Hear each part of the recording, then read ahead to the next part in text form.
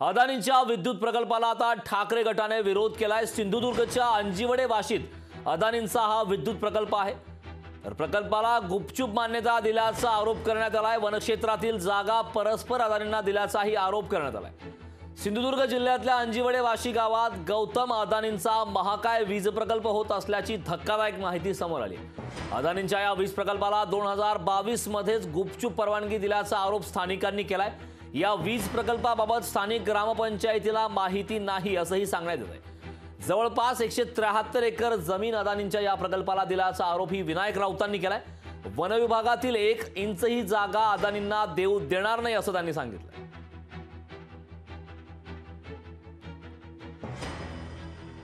तर याच मुद्द्यावरती निलेश राणे आणि उदय सामंत यांची नेमकी काय प्रतिक्रिया आली आहे तेही पाहूयात।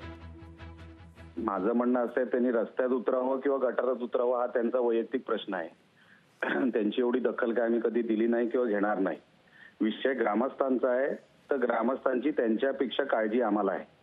जर असे काही पुरावे त्यांच्याकडे असतील तर त्यांनी ते सांगावे, दाखवावे की अशी कुठली एग्रीमेंट झाली आहे का किंवा कुठल्या कंपनी बरोबर अशी कुठली मीटिंग हाय पॉवर कमिटी बसली आहे का, हे सगळे डिटेल त्यांनी एकदा जनतेसमोर ठेवावे, तुम्हाला दाखवावे, मीडिया म्हणून दाखवावे। कारण का मी त्यांची प्रतिक्रियाच बघितलेली नाही। तुमचा फोन आला म्हणून मी आपल्याला सांगतोय।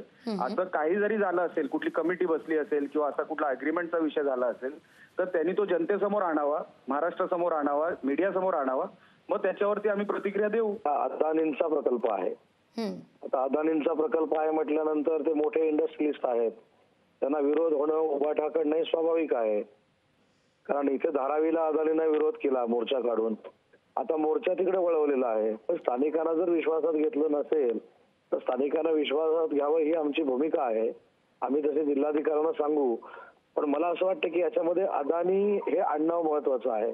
म्हणजे जे आमच्यावर कायमस्वरूपी आरोप करत होते की आम्ही प्रोजेक्ट घालवतो, तर त्यांनीच अंबानीच्या घराखाली सचिन वाजेला सांगून जिलेटिनच्या कांड्या ठेवल्या होत्या। सरकार असताना अंबानी टार्गेट होते, सरकार गेल्यानंतर अदानी टार्गेट आहेत। अंजिवडे, वाशी आणि नेरूळ ह्या भागामध्ये जी जागा आहे त्या जागेवर अदानीचे दलाल फिरायला लागले, अदानीची माणसं फिरायला लागलेली आहे आणि कोल्हापूरच्या पाटगाव धरणाचं पाणी इथे आणायचं आणि इथे वीज निर्माण करायची अशा पद्धतीचा एखादा प्रकल्प आहे अशी बातमी कानावर आलेली आहे।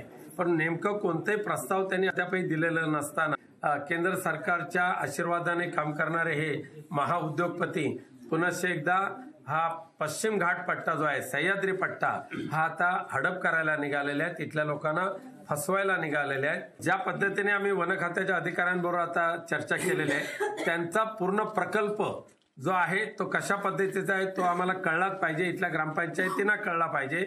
लोकांच्या हितासाठी असेल तर त्याचं समर्थन करू, पण लोकांना फसवण्याचा धंदा जर करत असतील तर मात्र तो प्रकल्प हाणून पाडू।